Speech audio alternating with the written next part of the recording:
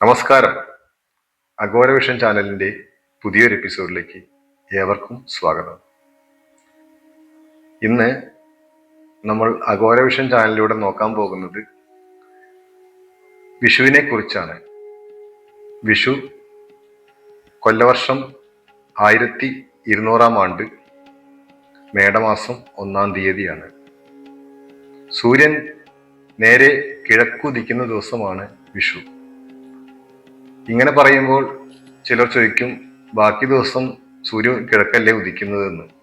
അതല്ല, കൃത്യമായിട്ടും സൂര്യൻ കിഴക്കുദിക്കുന്ന ദിവസമാണ് മേടം 1 തീയതി. അതാണ് വിഷു എന്ന്.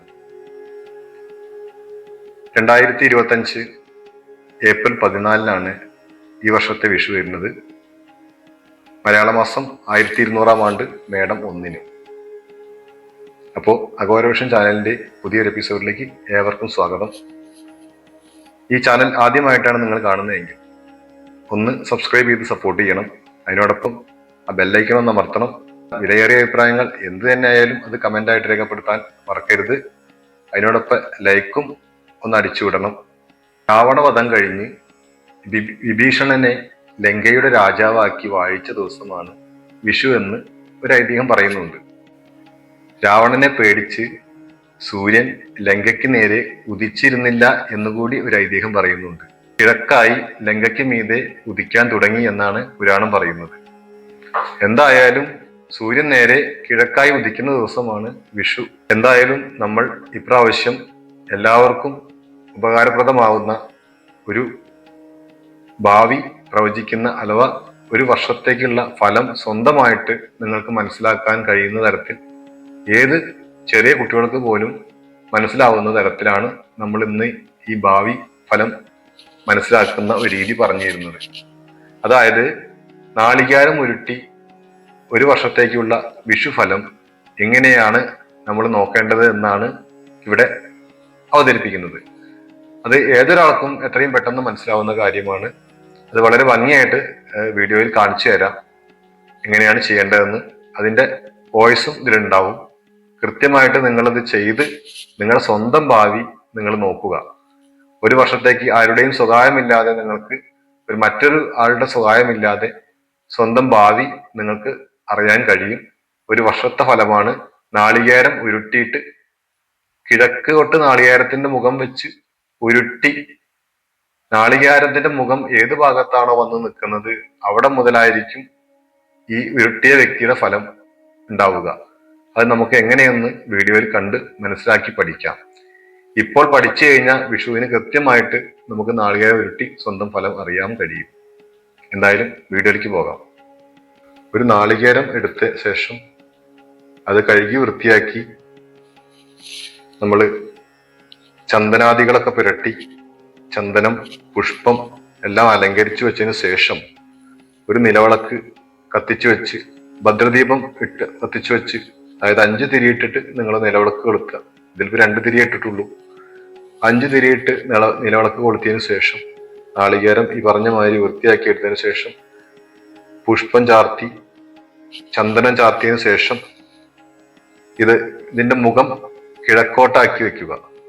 അതായത് കിഴക്കോട്ടാണ് ഇരിക്കുന്ന മുഖം. ഇങ്ങനെ വെച്ച് നമ്മൾ ഉരുട്ടേണ്ട രീതി എങ്ങനെയാ വെച്ചാൽ, ഇങ്ങനെ ഇരിക്കുന്ന നാളികേരത്തെ നല്ല നമ്മുടെ കാരണന്മാരെയും ധർമ്മദൈവങ്ങളെയും അതുപോലെ നമ്മുടെ ഇഷ്ടമൂർത്തിയെയും മനസ്സിൽ ധ്യാനിച്ച് സ്വസ്ഥമായിരുന്ന് എല്ലാ നല്ല ഫലങ്ങൾ കാണിച്ചു തന്ന്, ഈ വർഷത്തെ പൂർണ്ണമായ ഫലങ്ങൾ കാണിച്ചു തരാൻ പ്രാർത്ഥിച്ച് നാളികേരം അങ്ങനെ എടുത്ത് വെച്ച് കിഴക്കോട്ട് വെച്ച് തിരിക്കുക. ഇതാ ക്ലോക്ക് വൈസായി തിരിക്കുക. ഇപ്പോ ഈ നാളികേരം വന്ന് നിൽക്കുന്നത് വടക്ക് ഭാഗത്തേക്കാണ്. ഇങ്ങനെ വന്ന് നിൽക്കുന്ന നാളികേരം വടക്ക് ഭാഗത്ത് നിന്ന് കഴിഞ്ഞാൽ ഇതിനൊരു ഫലം പറയും. അതുപോലെ ഞാൻ ഈ കാണിച്ചു തരികയാണ്. ഇങ്ങനെ വന്ന് നിന്ന കിഴക്കാണ്, തിരിച്ചിട്ട് ഇങ്ങനെ വന്ന് നിൽക്കുന്നത് കിഴക്കോട്ടാണ്. ഇതിനൊരു ഫലമുണ്ട്. ഇങ്ങനെ അഗ്നികോണിൽ നിന്ന ഒരു ഫലമുണ്ട്. ഇങ്ങനെ തെക്ക് ഭാഗത്തേക്ക് വന്നു കഴിഞ്ഞാൽ ഒരു ഫലമുണ്ട്. ഇങ്ങനെ നിരുതി കോണിൽ വന്നു കഴിഞ്ഞാൽ അഥവാ കന്നിമൂലയിൽ വന്നു കഴിഞ്ഞാൽ ഇതിന് ഫലമുണ്ട്. തിരിഞ്ഞ് ഇങ്ങനെയാണ് വരുന്നതെങ്കിൽ പടിഞ്ഞാറോട്ടാണ് മുഖം. പടിഞ്ഞാറോട്ട് മുഖം വരുന്ന നാളികേരത്തിന് ഒരു ഫലം പറയും. തിരിച്ച് ഇങ്ങനെയാണ് വരുന്നതെങ്കിൽ വായുകോണിലാണിത് മുഖം. ഈ വായുകോണിന് ഒരു ഫലം പറയും. ഇപ്പൊ നേരത്തെ പറഞ്ഞു ഇത് ലാസ്റ്റ് വടക്കോട്ടാ വരുന്നത്. വടക്കോട്ട് വന്ന ഒരു ഫലം പറയും. പിന്നെ വരിക ഈശാന കോണിലേക്കാണ്. ഈശാന കോണിൽ വന്ന ഒരു ഫലമാണ് പറയുക. ഫലമെല്ലാം വീഡിയോയിൽ പറയുന്നതായിരിക്കും. അതായത് 4 ദിക്കും 4 ദിക്കുകളുമാണ് ഉണ്ടാവുക. അതായത് കിഴക്ക് അഗ്നികോണ്, തെക്ക് നിരുതികോണ്, പടിഞ്ഞാറ് വായുകോണ്, വടക്ക് ഈശാനകോണ്. ഇങ്ങനെയാണ് ഉണ്ടാവുക.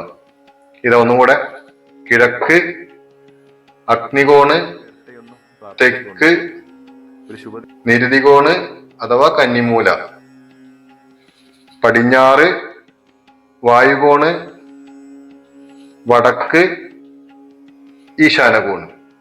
ഇങ്ങനെയാണ് നാളികേരം, ഇങ്ങനെയാണ് ഫലം വരിക. നാളികേരം ഇതിൽ ഏതെങ്കിലും ഒരു ഭാഗത്തായിരിക്കും വരിക.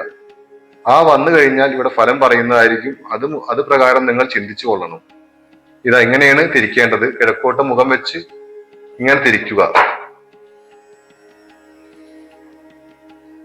ഇപ്പൊ ഇത് വന്നു നിൽക്കുന്നത് കന്നിമൂലയിലാണ് അഥവാ നിരുതി കോണിലാണ്.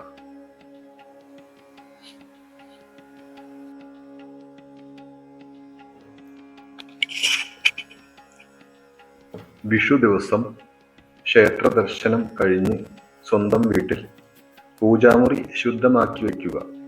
ഇവിടെ പൂക്കളും ഫലമൂലാദികളും സുഗന്ധദ്രവ്യങ്ങളും ദീപങ്ങളും കൊണ്ട് അലങ്കരിക്കുക.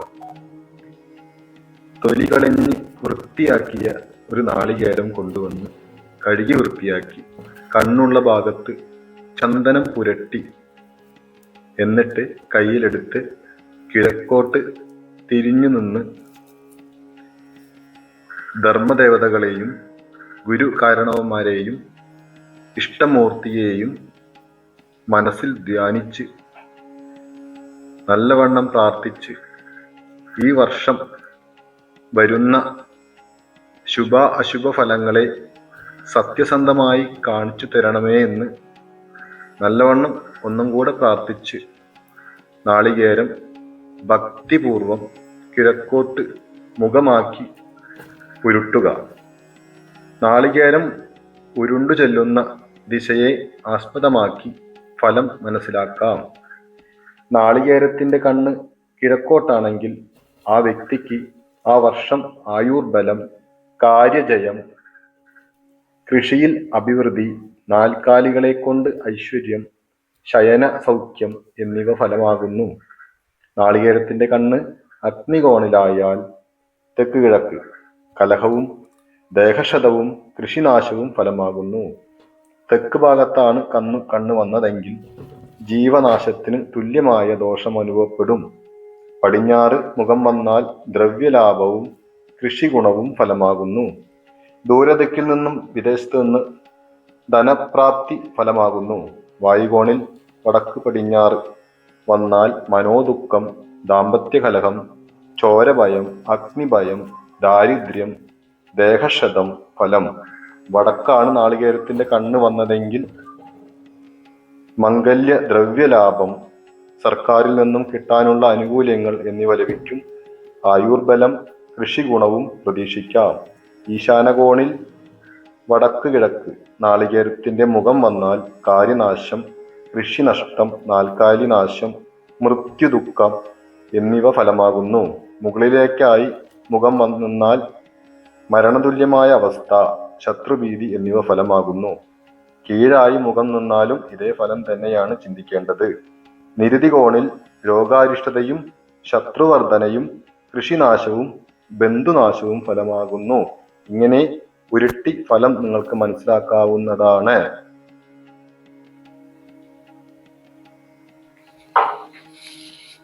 അപ്പൊ എല്ലാവർക്കും വീഡിയോ കണ്ട് നാളികേരം ഉരുട്ടി ഫലം പറയേണ്ട രീതി മനസ്സിലായിട്ടുണ്ടാവും എന്ന് വിചാരിക്കുന്നു. ഇതാർക്കും ചെയ്യാം. വളരെ എളുപ്പമായിട്ട് ചെയ്യാം. നിങ്ങൾ എന്തായാലും ചെയ്തു നോക്കുക. ഒരു വർഷത്തെ നിങ്ങളുടെ കൃത്യമായ ഫലം അറിയാൻ കഴിയുന്നതാണ്. കൃത്യമായിട്ട് ഫലിക്കും. അച്ചട്ടാണ് ഫലം. അത് ശരിക്ക് ചെയ്യേണ്ട രീതിയിൽ ചെയ്തു കഴിഞ്ഞാൽ എന്തായാലും ഫലിക്കും അത്. എന്തായാലും അടുത്ത നല്ലൊരു വീഡിയോയിൽ കാണുന്നവരെ നിങ്ങൾക്ക് ഏവർക്കും നന്ദി, നമസ്കാരം. അതിനോടൊപ്പം തന്നെ ഈ ചാനൽ ആദ്യമായിട്ട് കാണുന്നവരൊന്ന് സബ്സ്ക്രൈബ് ചെയ്ത് സപ്പോർട്ട് ചെയ്യണം. അതിനോടൊപ്പം ആ ബെല്ലൈക്കൺ ഒന്ന് അമർത്തണം.